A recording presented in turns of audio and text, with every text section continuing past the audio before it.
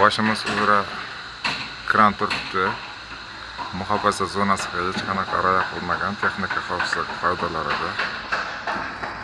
Mana uydan 2 metr masofada qurilish.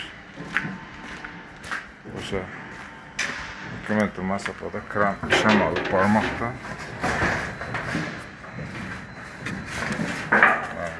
Ishlayapti.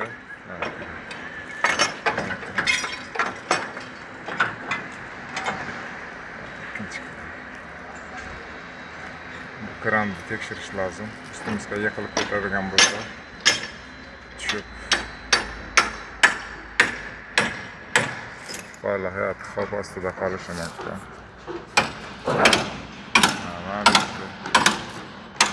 Bartaraf qilishdi bular, lekin ma'lumotlar hali ham xavf ostida. Bu quruvchilar bilan hech qanaqa shartnoma tuzilmagan. O'zidan o'zi kelib qo'yib ketdi. Hech qanday kelishuv qilmasdan qurilishni boshlab yuborgan.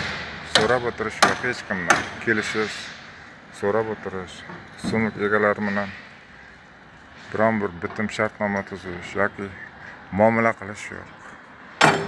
Muomala qilsa ham aldab, va'daga vafo qilmasdan kelmoqda belabis quruvchilar bular.